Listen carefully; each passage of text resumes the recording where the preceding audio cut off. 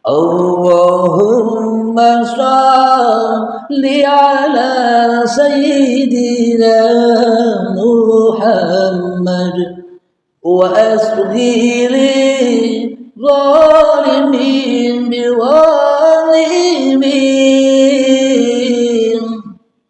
wa akhrijna min bainihim salimin wa ala alihi wa sahbihi ajma'in. Itulah yang dimaksud Al-Quran, pemahaman ketuhanan yang Maha Esa dicabut, diangkat ke langit hingga manusia pada sesat jalannya, ya termasuk saya. Jadi bila saya mengatakan semuanya, ya termasuk saya. Bila masih ada diri manusianya di hatinya, maka itulah golongan orang-orang yang jahiliyah, ya termasuk saya lo ya.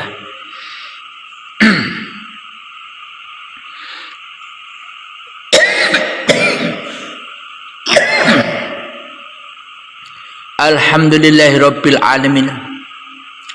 Bagaimana orang-orang yang menjadi kekasih-kekasih Allah itu, bagaimana kondisi hati manusia yang menjadikan Allah sebagai kekasihnya, yaitu hati manusia yang mana di dalam hatinya lebih cinta kepada kewujudan Allah, lebih cinta kepada keesaan Allah, lebih cinta kepada kenyataan Allah, kehidupan Allah di dalam hatinya daripada cinta kepada dirinya sendiri. Inilah kekasih-kekasih Allah, yakni cintanya seperti cintamu kepada dirimu saat ini.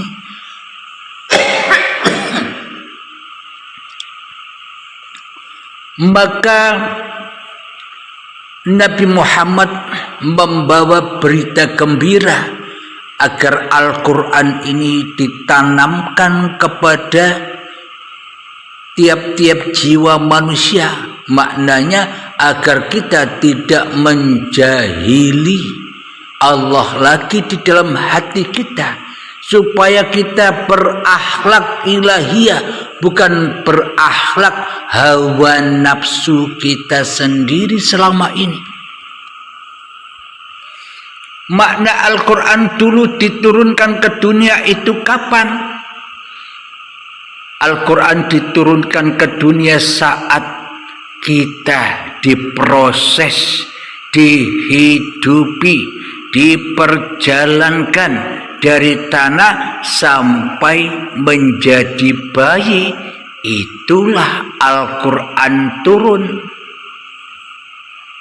Makna Al-Quran turun itu Allah sendiri yang memerankan di dalam tiap-tiap diri manusia, sehingga Allah mewujudkan pakaian-pakaian manusia, yakni badan-badan ini diperjalankan dari Masjidil Haram, tanah, hingga Masjidil Aqsa yang diberkahi, yakni bayi yang suci.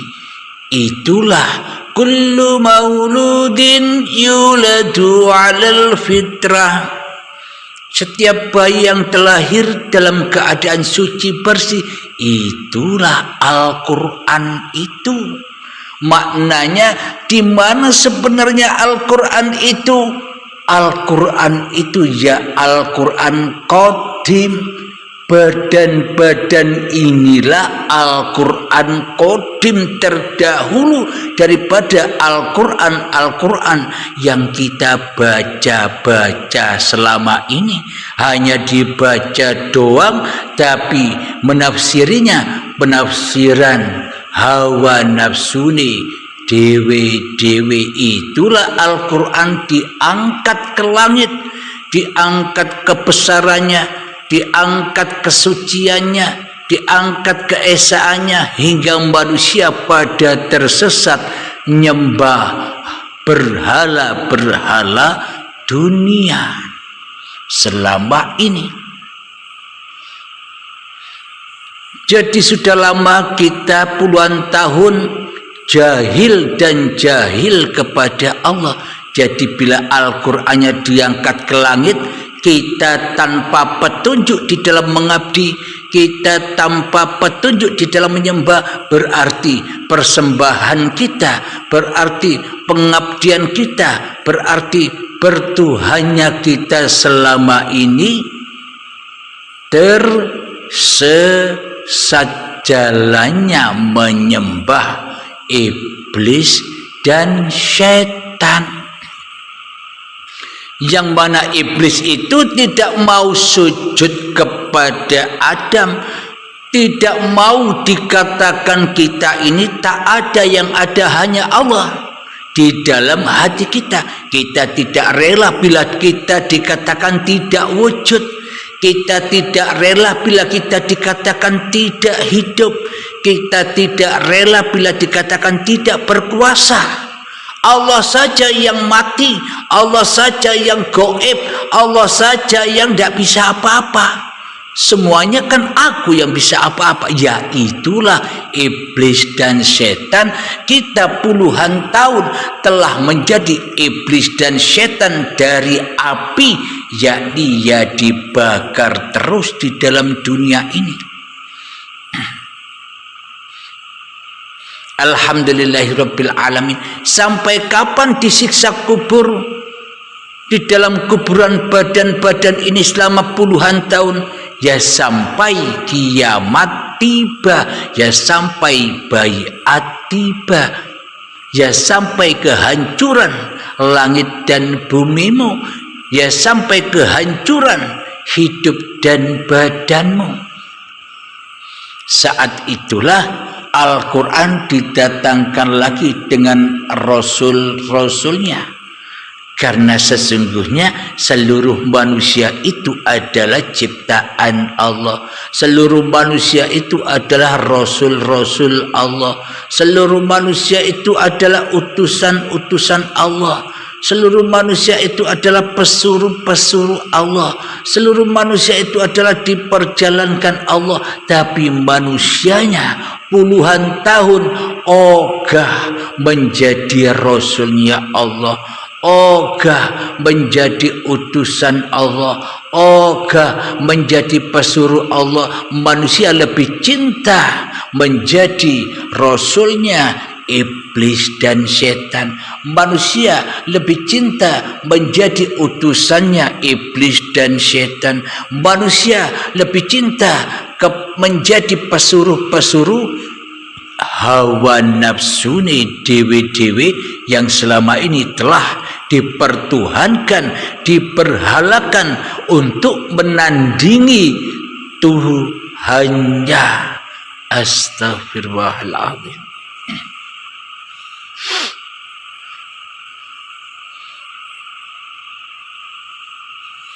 Sampai kapan kita menjadi umat atau menjadi kaum jahiliyah? Sampai Rasul-Rasul sudah datang kepada dirimu, yakni mempelajari ilmu hakikat dan makrifat, yakni baiat itulah kiamat.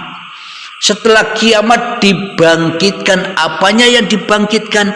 Bukan bangkit badannya seperti yang dibayang-bayangkan kita selama ini, seperti kecambah cempluk.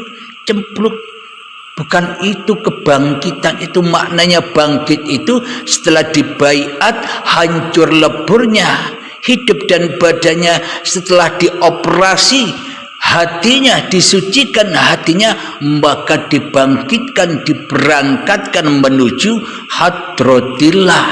Apa maknanya? Jadi perbedaannya manusia yang belum dibaiat atau bersihkan hatinya, dioperasi hatinya, maka tak akan bisa miber ke langit, tak bisa naik ke langit, karena masih hubbud dunya, cinta, lebih cinta kepada dunia daripada cinta kepada kembalinya ke langit. Kita semua ini asalnya makhluk langit ditaruh di bumi, berhubung manusianya lebih cinta hidup di dunia, ya akhirnya tidak bisa naik ke langit lagi, diazab terus, disiksa terus dengan cinta-cinta yang ada di dalam hatinya, disiksa terus dengan tandingan-tandingan Tuhan yang dipertuhankannya selama ini. Itulah makna Al-Quran diangkat itu, didatangkan lagi oleh rasul-rasulnya, oleh orang-orang manusia-manusia yang dikehendaki oleh Allah. Siapakah manusia yang dikehendaki oleh Allah? Apakah Nabi Muhammad saja yang dikehendaki oleh Allah? Bila Nabi Muhammad saja yang dikehendaki oleh Allah, tentunya seluruh manusia tidak ada. Jadi yang dikehendaki oleh Allah adalah ya seluruh ciptaannya inilah yang selalu dan selalu di dalam kehendak Tuhannya bagi manusia yang sudah ketemu pintu baiatnya. Manusia yang berani mengorbankan sapi kambingnya. Manusia yang berani merelakan disembelih sifat kebinatangannya di dalam hatinya, yang membuat hati selalu ingkar dan ingkar saja selama ini kepada Allah. Jadi cerita Al-Quran di akhir zaman itu diangkat sesuai syariat yang kita dengar selama ini, kepahaman syariat yang kita dengar selama ini. Oh ternyata hoak, bohong, dusta, bukan begitu pemahamannya menurut Allah. Tapi kalau pemahaman menurut iblis dan setan, menurut manusia yang wujud di dalam hatinya, ya pemahamannya serba yang di luar, serba bioskop, bukan pemahaman film. Pemahaman-pemahaman yang kita saksikan di luar ini kan sebenarnya dusta semua. Kenapa dikatakan dusta? Apa yang kita lihat di luar diri kita ini sebenarnya dusta, sebenarnya tidak ada tanpa hidup. Tapi kita selama ini lebih mengimani yang tidak ada ketimbang yang ada. Kita lebih mengimani wujud-wujud yang kita lihat. Kita lebih mengimani wujud-wujud yang kita saksikan di luar diri kita. Kita lebih cinta, lebih iman kepada wujud-wujud palsu yang di luar diri kita daripada wujud yang asli. Kita lebih iman kepada wujud yang hanya dusta ini saja daripada wujudullah, wujud uripe Allah. Jadi selama ini kita imannya hanya di luar diri, yaitulah tempat pembakaran jiwa-jiwa manusia, karena manusianya gentayangan kepada apa yang dicinta-cintainya, ya akhirnya terbakar, kena fitnah.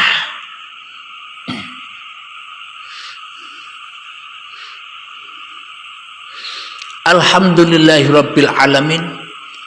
Ketika setelah baiat manusia dibangkitkan, yaitulah membangkitkan kerasulan, membangkitkan utusan-utusan, membangkitkan pesuruh-pesuruh, membangkitkan khalifah fil ardi. yakni utusan Rasulnya Allah. Hati selalu dan selalu otomatis menjadi lillahi ta'ala setelah manusia dibaiat, setelah manusia dibelek hatinya, disucikan hatinya dengan ma'ul hayat, dengan air kehidupan. Hancur hidup manusianya, berganti kekal hidup Tuhannya. Ketika manusianya sudah mati diri kemanusiaannya di hatinya. Itulah Al-Quran yang berjalan itu. Alhamdulillahirabbil alamin. Semoga saya dan semoga kita semua selalu di dalam lindungan Allah Subhanahu wa taala. Amin ya rabbal alamin. Inilah hoaknya atau dustanya pemahaman kita, termasuk saya selama ini, tentang saat akhir zaman Al-Quran diangkat ke langit. Maknanya diangkat ke langit itu ia kembali kepada Tuhannya. Kenapa? Karena manusianya podo jahiliyah kabeh, termasuk saya. Anda jalan salah sangka. Jangan Anda menganggap saya merasa paling mulia dari Anda. Sama, Anda dan saya pernah begitu. Kullu nafsin dha'iqatul maut. Setiap yang bernafas pasti menemui kematian. Saya pun sama dengan Anda, senasib. Sama-sama ciptaan Allah, sama-sama buatan Allah, sama-sama diwujudkan Allah. Itulah yang wajib kita sadari, persamaannya. Jangan kita angkat perbedaannya, kita angkat persamaannya, bahwa kita sama-sama diciptakan oleh Tuhan yang Esa. Apapun agama kita, apapun golongan kita, apapun aliran-aliran kita, bila kita paham ini, maka kita ini akan menjadi umat yang rahmatan lil alamin, saling menghargai antara agama yang satu dengan agama yang lain, saling menghargai, menghormati antar golongan yang satu dengan yang lain, saling mencintai antara aliran yang satu dengan aliran yang lain. Kenapa?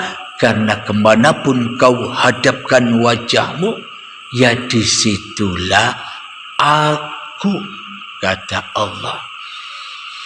Alhamdulillahirabbil alamin. Semoga kita dijadikan rasul-rasulnya Allah daripada dijadikan rasul-rasulnya iblis dan setan. Semua sesuai prasangka kita sendiri. Maka kun fayakun, prasangka itu kembalikan kepada Allah Subhanahu wa ta'ala sebagai penguasa manusia, bukan manusia yang menguasai Tuhannya. Alhamdulillahirabbil alamin. Rabbana atina fid dunya hasanah wa fil akhirati hasanah wa qina adzabannar. Wa sallallahu ala sayyidina Muhammad wa ala alihi wa sahbihi wa sallam. Walhamdulillahi rabbil alamin. Akhirul kalam. Assalamualaikum warahmatullahi wabarakatuh. Allahumma shalli ala sayyidina Muhammad wa asghiri zalimin biwalimin wa akhrijna min bainihim salimin wa ala alihi wa sahbihi به أجمعين